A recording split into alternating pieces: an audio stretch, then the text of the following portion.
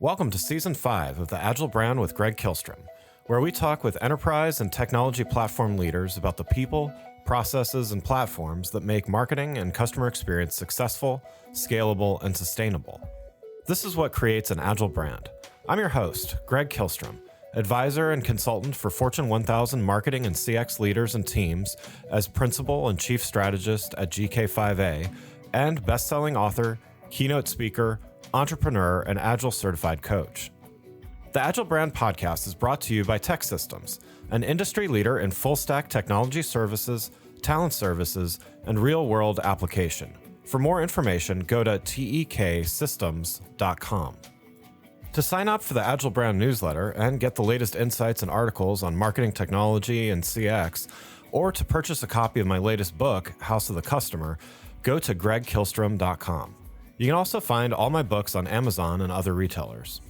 And now on to the show. Aircall, a major competitor in the contact center space, recently launched its AI-enabled transcription capabilities for sales and support teams to help them obtain business insights that can create more efficiencies and deliver better customer experiences. Today, we're going to talk about AI in the contact center and how to balance voice AI, machine learning, and other types of automation with human contact center agents to deliver the optimal customer experience. To help me discuss this topic, I'd like to welcome Mary Nelson, Chief Customer Officer at Aircall. Mary, welcome to the show. Hi, Greg. Great to be here. Thank you. Yeah, looking forward to this. So why don't we get started by you giving a little background on yourself as well as your role at Aircall? Yeah, sure. My experience has really been focused on helping customers achieve their desired outcomes through my career. It's been a major focus. I've helped global and domestic technology companies scale and all while putting customers at the heart of strategy, which has seen really tremendous business results. So there's a definite connection that I have seen through the whole course of my career. I'm currently the Chief Customer Officer at Aircall. We are a global cloud-based phone and communication platform designed for sales and support teams, as you just outlined. And I joined Aircall earlier this year because I'm so excited about our mission, and that is to empower small and medium-sized businesses, or SMBs, and their customer-facing teams to turn every conversation into business impact, essentially helping them really connect with the needs of their customers. This is a privilege to me because SMBs really are the backbone of our economy. And so to be able to support their growth and success is a really rewarding thing. And in working with them, our goal is to help increase their productivity and to help them create a very personalized relationship with their customers. As CCO, of course, I want all of our customers to see us as their preferred partner, and because we're offering a best-in-class experience for them, hopefully maximizing their satisfaction and increasing and maintaining retention. So our daily mission is to essentially make sure that our customers are getting as much value from their partnership with us as possible. Very quickly, previously, I was the Chief Customer Officer at a company called Alchemy Technology, which is a cloud-based digital banking solutions provider. And in my timeline there, we collectively achieved over $200 million in annual recurring revenue. And a career highlight for me was helping the company lead its NASDAQ debuts and IPO in April of 2021. So just to summarize all that, I've pretty much spent my career focusing directly on customer experience in a variety of ways. Yeah, that's great. Well, so got the right person to talk about this subject matter today. So, as I mentioned at the beginning, Aircall recently rolled out some AI features to help their customers deliver a better CX to their customers' customers. And I want to talk about some of the possibilities for AI to help there. So to start, what markets or types of customers do you serve? You mentioned it briefly in the intro, but want to dive a little deeper in that. And, what are some of the challenges that potential customers have that might drive them to consider further automation?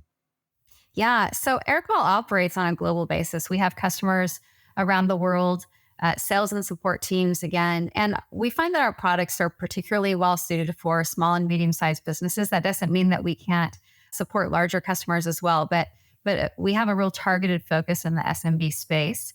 And we have a cloud-based solution that is designed to be very intuitive and perhaps more importantly, really well integrated with CRMs and our customers' business tools. So by offering that level of integration and easy use, we're hoping to drive productivity growth and even employee satisfaction as well.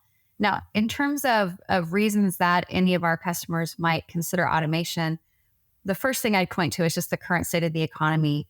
We know that so many businesses have had to shift from almost an exclusively growth focused strategy to one that really tries to balance growth with efficiency. And so one way to achieve that, of course, is to identify all those administrative or repetitive tasks that are just really easy candidates for automation, and hopefully free up your employees to focus on higher value adding activities. One specific example within our customer community might be a sales team that is seeing longer cycle times to deal closure. So if a small business can find a way to shrink even a day or two off of those sales cycles, it can make such a huge difference for their bottom line.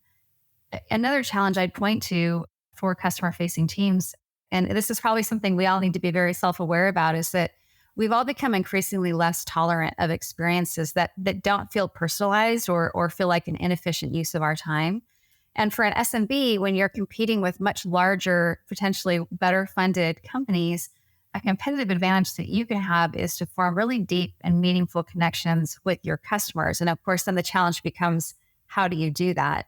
And if you can find ways to achieve or exceed customer expectations, build those deep relationships, but do it in an efficient way, your business is going to be successful. And so at Aircall, what we believe is that a big part of building those relationships is through voice connection, actually speaking with your customers. And what's been really interesting is the evolution of AI capabilities have actually really enhanced that experience. So it presents a really interesting ability to improve voice connection by leveraging some AI features.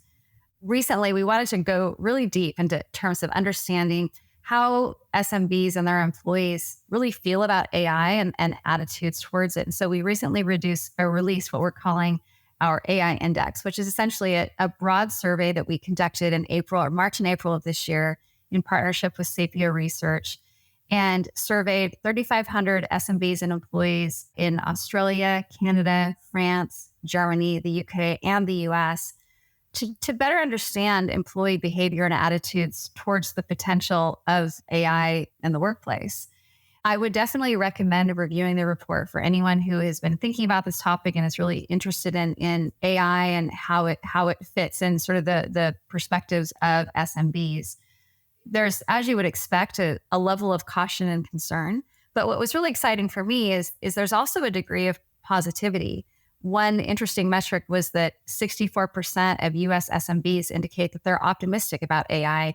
And when you look at a subset by age within the age range of 25 to 34, that's even higher. So I think what this tells us is that we're all coming around to the fact that AI is here to stay, and it will be an important part of our work going forward. Now, the flip side of that is that there's an interesting difference between 59% of employees saying they have a good understanding of AI and how it can benefit their business versus 73% amongst executives. So there's a bit of a gap that we think you can really close via education, coaching, and trust building with your teams tied to any release or implementation of AI automation within your business. Yeah. Yeah. And so, yeah, a few things in there. So, I mean, one, definitely agree that, I think consumers are getting more and more okay with AI and things like that. And some of that has to do with what you were saying, as far as there are simply just rising customer expectations, and the small and medium businesses are competing sometimes on the same playing field as the very large organizations that also have AI, but also just have more resources to kind of throw at some of these problems. And so, AI certainly seems like it's a suitable solution for some of that. So, in line with that, you mentioned the potential for AI to help. How do some of Aircall's AI features help to alleviate some of those pain points that you described? Yeah, our platform, a lot of the data on it is comprised of calls and voicemails, and you think about just the wealth of insights that are present within all of that data. And so it can be everything from, the reason that a contact was made with your business to how satisfied or not the caller was. And until recently, trying to just tap into those insights was an incredibly time consuming task. It typically takes about 4 hours of manual transcription to document just a 1 hour call. And we know Yeah. no customer facing team right now has that kind of time. So, we're really excited to have released the first of many AI features. And through our AI index, we recognize that we feel that the timing feels right, with 66% of US SMBs alone saying that they're planning to invest in AI over the next 12 months, which I thought was a really great Yeah. statistic supporting, the adoption of AI within the SMB space. So our first feature provides transcription capabilities in a number of languages. It will automatically take 1 minute of audio and process it in just a few seconds, synchronizing all of the data with the customer CRMs and their business tools, even providing a direct link to the recording and the transcription. And so once you have that data and it's in text form, then you have the ability to do things like, rapidly identify and share on an urgent basis something that came out of a call or voicemail. So for example, if a call didn't go very well and a customer was really dissatisfied, that enables you to act upon it very rapidly, much faster than you ever could have previously. Another great application of AI leveraging this capability would be creating a knowledge bank of resources. So you can generate real world scenarios to just really improve the onboarding for your teams and ensure that they're operating with the most current and most relevant insights in terms of dealing with customers and working with them each day. What's I think great is that this is just the beginning for our customer base. We have a lot of new capabilities coming in the months ahead. That said, I think anytime we talk about AI, though, we do need to recognize that while it's been around a really long time, it's really, in the last year or so, the capabilities and the technology has advanced so rapidly. In some respects, it feels like a new topic for a lot of people. Right. And our employees have a lot of concerns about that. In our survey, 47% of the US respondents literally indicated they feel AI could replace them. So we're all excited about our customers taking advantage of our new AI capabilities, and just even in the broader world of the AI capabilities advancing. It's also, I think, important to just keep in mind that there is a level of concern and worry about this. And so it just comes back around to what I mentioned previously, which is making sure that as you're implementing an AI strategy, you are educating your teams and properly managing the change. And that's really in large part just to ensure that they're adopted in a way that will help you achieve the business outcomes that you're striving towards. Yeah, I want to get back to the comment about the fear of being replaced by machines. So we'll get to that in a minute. But before we do that, another thing you mentioned was these teams are, whether it's enterprise or it's small medium business, resources, there's hiring freezes, there's more people trying to do, or less people trying to do more work, and things like that. And so AI can really help in that, and you touched on that a little bit. So what does alleviating some of those pain points, maybe making things easier, you mentioned the transcription, I mean, that's a great example there. What could these customer service teams, what can they focus on, or what does it free them up to do when they're not worried about some of the repetitive tasks or the minutia of the job? It was really interesting. In our survey, we identified what I thought was an incredibly alarming metric, which is that the employees who responded indicate they spend about 21 hours per week on busy or administrative work and just 4 hours on meaningful customer interaction. So if you can successfully leverage AI or other efficiency tools, just imagine the productivity that can result even just by eliminating a few hours of those 21 and shifting those into the Yeah. category of the meaningful customer interaction. I was absolutely astounded by that result. In terms of what you can do, so let's talk about the positive. I mean, the list is so long. A few examples I would point to would be, taking a look at past customer contacts and then allowing your agents or salespeople to be really targeted and personal in their conversations to make it feel like that customer. And on a related note, when you have a 360 view of them, of how they've interacted with your business, what they've purchased, what they've said, how they've even communicated with you, the tone and their sentiment, it really makes it easier to tailor an experience for that customer that feels unique to them. And and they're not, every time they interact with your business, they're not starting all over again, which I think is so important as a customer. You can also reduce response times. We all know as consumers that what we really just want if we have to interact, at times with any business, is that we want it to be handled efficiently and well, and to make it feel like our time is appreciated. And so by giving, our teams better access to insights and answers and eliminating manual steps, it really helps to reduce just the duration of whatever the contact is, whether you're trying to complete a support ticket or sell a product or service. Time matters to your direct customers. And then finally, I would say, leveraging history and data summaries, it really speeds up the cycle time to help a new employee be more effective and reach that level of competency that they're working really well with your customers. And so leveraging all the data that's now available, you can help them learn from literally best practice examples from their colleagues, how they've handled maybe difficult customers or really positive situations, how to replicate those. It essentially shortens the learning curve for your team members as they start at your company. Before we continue, let's take a quick break. If you're like many marketing leaders today, you're inundated with a need to improve the customer experience across an increasing number of channels and touch points, all while ensuring your team is performing well, innovating, and continuously improving. So how do you find the time to determine what's next for you, your team, your brand, and your customers? My company, GK5A, can help. Whether it is advisory services, evaluation of marketing technology platforms and solutions, or digital agencies and implementation partners, or assistance with creating strategic roadmaps and prioritization of efforts, we've done it all and served as an ally to Fortune 1000 brands in industries like financial services, healthcare, consumer electronics, professional services, and more. You can learn more about these services and contact us at www.gk5a. That's www.gk5a.com. Now let's get back to the show.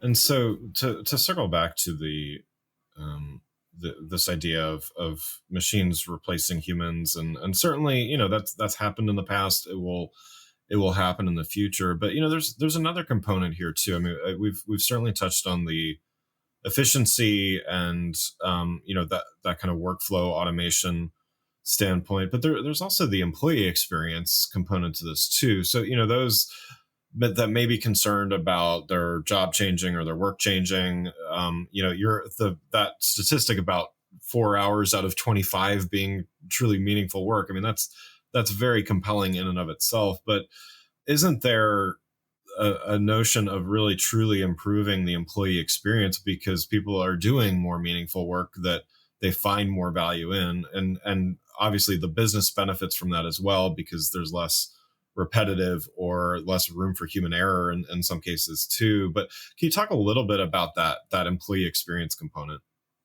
Yeah, absolutely. I hope that there's common agreement that there's a direct linkage between employee experience and customer experience. If your employees are engaged and really, bought into the vision and focused on providing a great customer experience and enjoying the work they do, you'll feel that in the customer experience for sure. And so if you can find ways to eliminate the tasks that none of us like, all the manual work, the repetitive stuff, that of course improves team productivity, which has a business benefit, but it allows, all of our team members to be much more knowledgeable and do work that they appreciate and makes them feel good in terms of interacting with their customers. And so if you can create a rewarding experience for your employees, you'll see that in terms of business benefit. Now, I think as it relates to AI, it's really, really important to educate and coach your teams, probably more important than it's ever been, clarifying why you're using AI and what you hope it will achieve, ensuring that your employees and team members are part of the process of testing and experimenting, and sharing your vision. And hopefully that vision includes improving the employee experience. That will drive employee retention, buy-in, and really smooth change management. If our team members feel like we're working with them, really not sort of forcing something that might be a little intimidating or scary into their day-to-day workflow. Yeah, yeah, absolutely. And so then I think that's a great segue to you made a great point, and I completely agree that there is definitely, and this has been proven, time and time again, a direct linkage between employee experience and customer experience. Can you talk a little bit about those benefits then from the customer view, the end customer view, and how does improving quality of understanding, because that's part of what we're talking about, how does that translate to the end customer experience? We've all unfortunately probably had one of those experiences where you're interacting with maybe a call center or business, and you've been passed around from person to person. Each one of them is operating with literally no information or context about you, and it's so frustrating. Yeah. And then in other times, and unfortunately it feels a little rare, but you have an experience where a company operates like they know you. They're effectively sharing information. They're putting pieces together. And when that happens to me, I know that I feel incredibly loyal towards that company because it feels like they're empathetic towards whatever the reason is that I am trying to work with them. They're operating with care, and that drives retention. Zendesk recently shared a statistic that a single bad customer experience can lead to 61% of customer switching and going to a competitor. And Wow. so I think this really underscores the strategic importance of knowing your customer, offering a rapid response and a great experience, and a personalized process that will ensure that they're a loyal customer for a very long time. And from an Aircall perspective, we focus on voice and that being the most powerful channel to drive that personalization and connection. And if we can facilitate that kind of experience, then we believe our customers are going to achieve our goals. What I thought was really encouraging in our survey is that 72% of US employees actually believe that AI will improve customer service. And so the good news, I think, for all of us is that we have this foundation we can build on, and have a lot of really cool, new, innovative ways to try to improve customer experience. Yeah, yeah. And so from a measurement standpoint and an ROI, how should your customers be looking at measuring ROI and investments in adding some AI capabilities and things? Is it the same or similar metrics that they're already using, or are there other ways they should be looking at this? There's probably good news in that. And I would say a lot of the current metrics should still be relevant. So if you're measuring customer satisfaction, net promoter score, churn, even things like ticket numbers, sales productivity, cross-selling, upselling, even just your sales cycles, all of those should still be relevant, before and after the use of AI. And if you start seeing increases or decreases in those, either good or bad, it's a clear signal to try and dive deeper and evaluate what's happening. If you see changes in the trends, and you either want to do more of that, or that there's something that you might need to tweak in whatever you've changed within the process. Equally, I would say we should all be looking at efficiency measures if we're not already. Every business is going to have a different set of target metrics that really relate to the efficiency of whatever they're trying to accomplish. But a few examples might be, if you measure time spent on something like creating an email or response times within your call center, if you're doing any kind of time tracking or measurement of that, looking at the impact of AI is a really applicable way to see if you're heading in the right direction or not. So everyone can go introduce a long list of new metrics, but I think a lot of the metrics that everyone's currently using should hopefully continue to serve them well. Now, I think the tougher part is that it's trying to evaluate really the long term strategic value of AI investments, and that's much harder to quantify. Things like scalability and your business being able to adapt to market demands as they evolve, your potential for innovation. If anyone figures out how to precisely measure those, I would love to learn about it. But I think as AI evolves in our capabilities, I think we'll get better at measuring ROI on that. But I would say look at the specific goals of your company, look at the efficiency measures, take into account things like customer satisfaction and employee productivity, and you should be able to see if AI is helping your business. Yeah, yeah. You've mentioned some of the ways that Aircall is using AI, as well as the benefits of the human voice connection and everything like that. How should call centers and companies that do a lot of phone-based sales and service be looking at AI in general? How should they be finding the right balance between people and AI in these roles? Yeah, yeah. I personally believe that voice and human interaction are such a key part of establishing a great relationship with customers. There's something so powerful about it. And so, the context of AI, you may think there is no relationship, but AI is a really cost effective means to help you actually deepen those relationships in interesting ways. I think AI is here to stay. It's important to be open to the possibilities within your business, and how you go about thinking about it and setting a strategy will really help you find that balance between people and AI. I would recommend defining what your ideal customer experience is in your customer journey. And then just as a starting point, finding ways where AI can help you achieve that, your desired outcome from your customer journey. And then along the way, make sure that your teams are part of all the work you're doing. They're part of the planning and the value and the evaluation, and they understand the objectives of what everyone collectively is trying to achieve.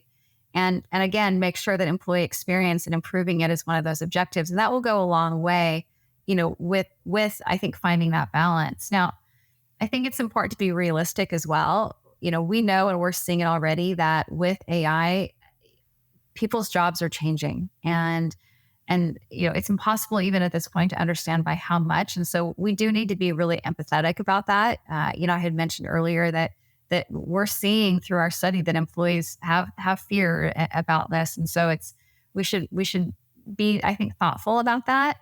There are, of course, some theories that AI will completely replace customer-facing teams. I've spent my career working with customers. I know I have some bias on this, but I would really like to see AI used as a supplement to facilitate more meaningful connection with customers rather than, an approach where there's just no more customer-facing team concept. And we've all seen the examples as well of AI can still make mistakes. And so, there's still a need to have human oversight involved just to make sure that the quality of your output, is in alignment with what your expectations would be. But one great thing, and you made reference to this earlier, that I think is so great is historically speaking, AI was really only accessible to large businesses with pretty expansive budgets. And now much smaller companies have access to these capabilities as well because it's not so prohibitively expensive. And so, these are really great challenges for SMBs is to think about an AI strategy in ways that will help them compete with capabilities that are on par with much larger businesses. Yeah, yeah, absolutely. Well, Mary, thank you so much for joining the show. One last question before we wrap up here. You touched on this a little bit already, but just curious overall. We've talked about quite a bit today, and certainly AI is a thread throughout. How do you see AI transforming the call center, maybe even further ahead and, in the months and years ahead? Yeah, things are moving so fast. I do worry what I say this week might actually change next week. I won't hold you to it, but yeah. Right. Thank you. Thank you. There's a big asterisk on this. I think we can say with certainty that AI is going to transform call centers for sure. I think one interesting point is that we sometimes think of call centers as these massive organizations with huge amounts of technology, but much smaller businesses also have some sort of call center requirements as well. And so, AI can really help level the playing field for businesses of all sizes in terms of having access to productivity tools and cost reduction technology to really help improve their customer interactions as well. Within call centers, some things we're seeing already would be, analyzing on a real-time basis sentiment. So voice, tone, and words, enabling you to respond to that, understand it very, very quickly. And then potentially, using and leveraging what's been said to prescribe in an automated way a set of specific actions tied, uniquely to that customer interaction, whether they were very happy and satisfied, and maybe you want to follow up with a survey, or conversely, if it was a very tense call, then maybe it's time to have some sort of team member engagement to try to correct that situation. And, predictive analytics, of course, is helping us, arm contact center agents with offers or answers or recommendations to make that customer experience so much more personalized. I would say my best advice to anyone in the call center industry is stay informed, embrace AI, but in a thoughtful and considered way.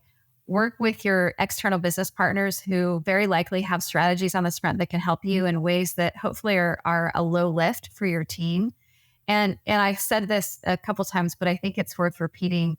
Just ensure that you're communicating with your team members and educating them. And then, as you're experimenting and using AI, gather feedback from your teams and your customer community. And then, keep evaluating and iterating on that and just make sure that your strategy is evolving. Wonderful. Well, again, I'd like to thank Mary Nelson, Chief Customer Officer at Aircall, for joining the show. You can learn more about Mary and Aircall by following the links in the show notes. Thanks again for listening to the Agile Brand with Greg Kihlstrom podcast, brought to you by Tech Systems. If you enjoyed the show, please take a minute to subscribe on your podcast channel of choice and leave us a rating so that others can find the show more easily. You can access more episodes of the show at www.gregkihlstrom.com. That's GregKihlstrom.com. To get a copy of my latest book, House of the Customer, visit my website, or you can find it on Amazon or other retailers. The Agile Brand is produced by Missing Link, a Latina-owned, strategy-driven, creatively fueled production co-op. From ideation to creation, they craft human connections through intelligent, engaging, and informative content. Until next time, stay agile.